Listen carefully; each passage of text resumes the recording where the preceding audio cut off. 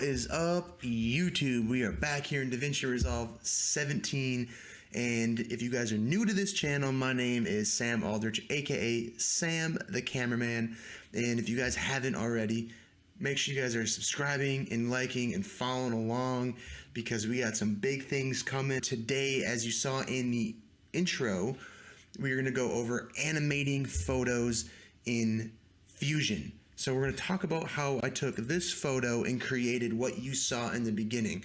Now, the first thing you need to do is go into Photoshop and you need to cut out these guys, all these guys, plus Jimmy, and make a clean plate in the background. I'm not going to go over how to do that in this. There's tons of tutorials out there on how to use Photoshop like that, and that could be a tutorial in its own self. So if that is something y'all want to see, put it in the comments below and I will make a tutorial on how I did that, but I also will link two tutorials for content AWAR-FILL and for masking in Photoshop, so that way you guys can at least see how to do that. But what I did was I just created a bunch of different layers. I cut out this guy and then this guy first, and then I cut him out, and then I cut this guy out. I cut out Jimmy, and then I was left with the background, and I content awared and clone stamped to get a good clean plate. And once you have those all cut out, save them in your Photoshop, save them in a file, save them on a hard drive as a PSD, like a Photoshop file, because we are going to import that Photoshop file into Fusion. And that is how we are going to create these animated photos. First thing you want to do is bring in a Fusion composition, and let's make it about 8 to 9 seconds long. That's about however long I want my, your Instagram post. Make sure your timeline is set to the dimensions you want. For Instagram, I have 1080 by 1350. That's going to give you the most real estate when you post. But now that we have our Fusion composition in, we're going to go to Fusion. Alrighty, now we have our media out. We'll bring that over here, and to stay organized, let's go Arrange Tools. Let's go to Connect to Grid. I just like to stay organized. So now hit the Fusion button at the top left here. We're going to go to Import, Import PSD, find your Photoshop file, import it into DaVinci Resolve Fusion here, and this is what we get. Right here, we get a breakdown of the layers, and we have these normal 1, 2, and these are like merge nodes. We can just go ahead and delete those because we don't need them. Now, if we go 1, that's our clean plate. We bring this one in there. That's our Jimmy plate, the Jimmy person. That's our further guy. There's that guy. And then here's these guys. So to stay organized, I don't know why always the background's on top, but we're going to bring it down. All right. So we need to convert these to 3D objects. In order to do so, we're going to come right over here, go to the image plane, and we're going to just bring in 4 image planes. Now, in order to convert a 2D object into 3D space, you always need to bring in an image plane, like a 3D image plane. We're going to do so like this. Connect them, and then what we're going to need is a merge 3D. And the awesome thing with a merge 3D is you can connect as many things as you want to it. And this is where we bring all these into 3D space, and now we'll just need a 3D renderer, which is right here. Boom, just like that. Bring that there. Let's grab a hold of this and just drag it into viewer 1. If you hold Alt and the center mouse button, you can kind of just drag this all around.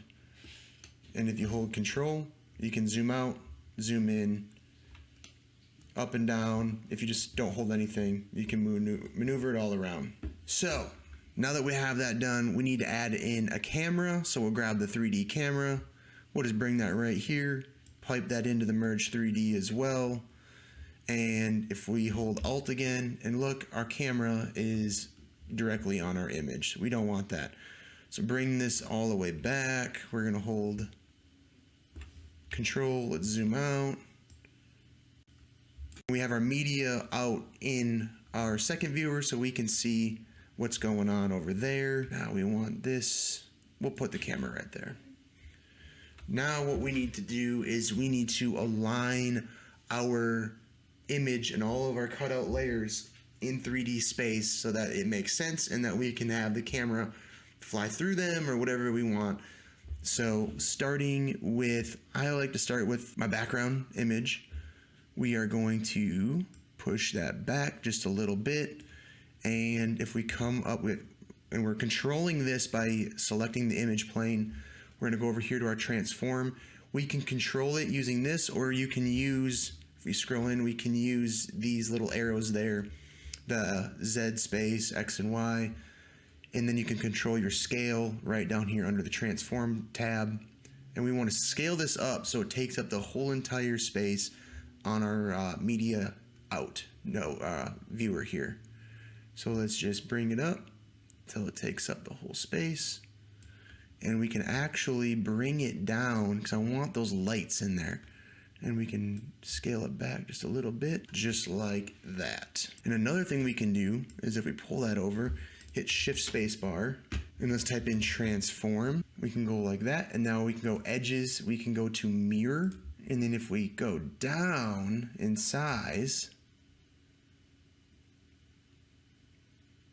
this will create a ton more room for us to play with our 3D camera. Now you want to make sure your edges are on mirror, and then filter method on linear. And what we can do is come back to this image plane and we can now scale this back up just like so. And now if we look at our 3D space, look at all of this extra room we have to maneuver the camera if need be. So now with that done, we're going to drag this down. Let's go to layer 1. Layer 1 is our next layer we want to adjust. So with that, I'm going to hold Alt. I like to see where we're at in 3D space, and I'm just going to pull this back till it takes up pretty much what we need it to take up in our screen here. But we're going to select our image plane. Let's go to transform. Let's scale it up right about there. I'm going to move it up. And boom, that's right where I want it. I kind of want to live right there. And actually, I might even scale it down and bring it further out. Just give us a little bit more room to play and bring it down. Now if we look, so far that's us working in 3D space. This is turning out super cool. If we look back there, there's our camera, and just like that, we're doing good. So now that we have layer 1 where we want, let's go to layer 2. Select the image plane, let's bring it back. We don't want to have it on top of this layer right here, layer 1. So let's space it out to about right there. Coming back to our transform, let's crank that size up just a little bit so that way it matches where it's supposed to. And just like that, it's where we need it to be. Do the same thing for layer 3. Drag it back. I want it to be about right there. Come over to the transform, scale it up. And if you need to reference your image on where it was, make sure you have your image open so you can see kind of where these things where we're positioned. And now we have to just do it for image 4. Bring it up just a little bit, not a whole lot. And let's go back to the transform, and we go back and we scale it up. And just like that, we have our 3D space images placed. As you can see, pretty simple, pretty cool, if you ask me. Now that we have everything placed where we want it, now we get to start adding in the cool stuff. You can literally place in any element into this video, like smoke, dust particles. I have like these different glitches that we'll add in. We'll add in this little glitch thing right here. And again, these are all 2D objects. So now that I've dragged in this glitch, it's called Media 1, I'm gonna just put these underneath layer 0 so I know that these are all my elements. You could go through and rename everything. I recommend it, but for tutorial sake, we're not gonna go through all of that, be here forever. So we're gonna bring in another image plane. We're gonna pipe that into there and this into the merge 3D. And like I said, you can just put an endless amount of things into the Merge 3D. It doesn't matter. Come over here.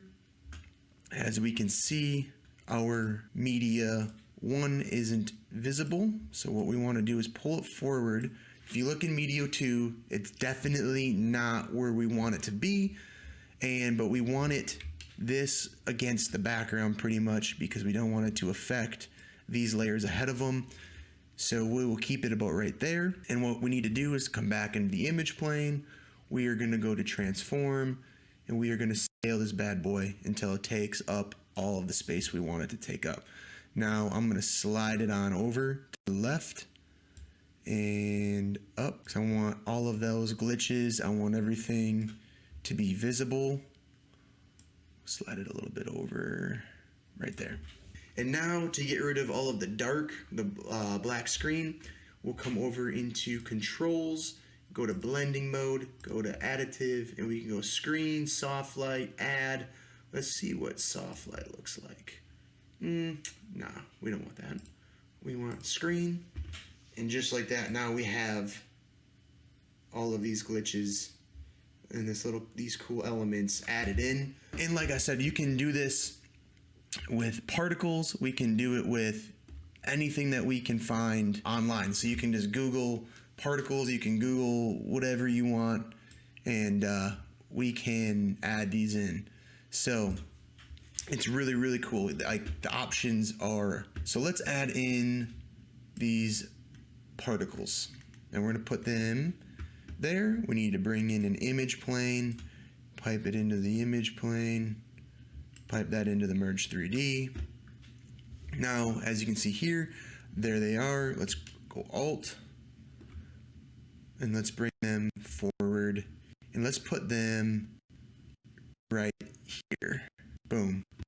And they're in front of this last guy, but in front of these 3 guys right here.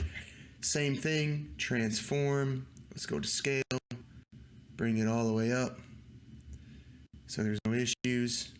When it comes to us moving our camera, go back to controls, blend mode, additive, screen, and there we go. And now what we could do is we could add in smoke, we could add in anything you really wanted to add into this. You could do so, and you could just have an endless amount of elements and a lot of cool stuff. When it comes to animating the camera, let's make sure we're on our first frame. Select your camera node, and if you want, you come over here. You can mess with all of these. I don't really mess with my actual camera itself. I just leave it as is. I come over to transform. If you want to use a target, you can. For this tutorial, I'm not going to, but you can pick your target so that way the focus of the camera is on that target. So we're going to just keyframe everything here so that way we are where we want to be. And let's just start in and down, and we will angle this up just a little bit, angle it up. All right, and we're going to come to here. Let's just come over to this point, and we're going to pull back in 3D space to about right there. We'll go up, put these back to 0, and you want to make sure that you're not having any issues like this right here, because that obviously isn't going to be a good look on you're going to see that you cut that out. So what we need to do is we need to come back to this layer, which is layer 2, and we need to come to the image plane, and we need to just scale it up just ever so slightly. And then we would need to go to layer 4, because you can see that Jimmy is messed up a little bit there. Come to the image plane and scale him up just ever so slightly until he is good to go. And if we look, our guy right there is kind of visible that he's cut out. So what we need to do is adjust it so that doesn't happen. So he is going to be image 4 or 3. Let's scale him up a little bit. That should fix our issues. If we come back here, and let's go back to here. Let's see what it all looks like. Yeah, that looks good. So that will fix our problems of him not moving the proper way. Now that we have our camera motion down, let's go into the spline editor. We're going to bring this all the way over, select your camera, and these are all of your keyframes, essentially. Got these ones up here, and that should be all of them. So what you want to do is we can zoom in on these, or zoom out. I'm going to zoom out, select them, hit S, and that's going to smooth them out. Now you can adjust these however you want your camera to move. And if you look at these are all color coordinated. So this is going to be our Z offset. I'm going to just bring these just out a little bit. If we scroll down, we got all of these down here. And we can do the same thing, hit S, and it smooths them out. If we want to zoom in on them, we can bring this out. Bring that out.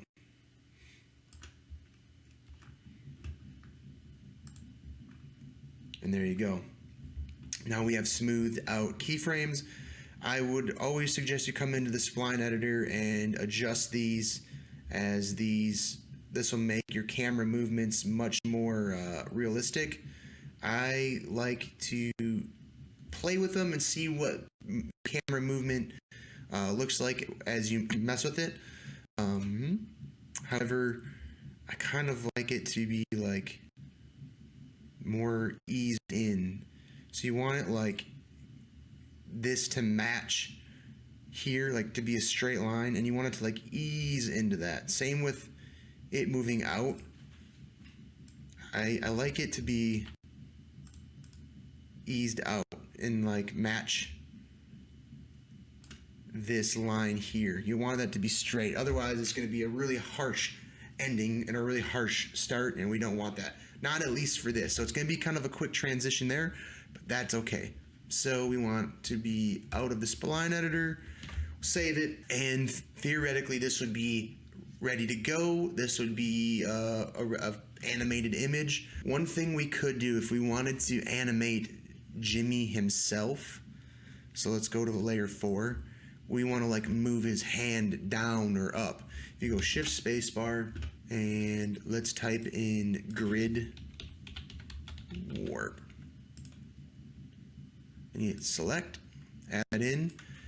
All of this is up here. Now there's tons and tons you can do with this grid warper. We're gonna just leave this super basic. We're gonna leave it on region. If you put the X grid size up, you can add more grids or more points. Same with the Y. The more you have, tends to be sometimes the better. Region is like, if you select one of these, it's going to be the region that it moves. If you go selected, it'll be just the selected dot. I tend to leave it on region. So if we start at our first keyframe, or our first frame, and you come over here where it says right click here for mesh animation, you can animate it, connect to whatever. I just hit that, boom, keyframe it, and we'll figure out where our camera quits moving, select our grid back, and now if we hold the control, we can zoom in and you can drag down Jimmy's arm. Now, be very subtle with these movements, as it can start to look fake, and we don't want that. The more subtle, the better. So we'll just animate it a little bit, like so. And you can play with the grid warper to make it look more realistic, and you can adjust different parts. You could like move his head forward if you wanted, but for now, that is kind of how we will leave it, and leave it animated. So that right there is an animated animated photo. We have a couple different elements added in, and we have tweaked Jimmy's arm to move down a little bit. Let's go back to the edit page, and once this renders out, we will play it through. All right, now that this has rendered out, I exported it so we can get some smoother playback. This is what it looks like.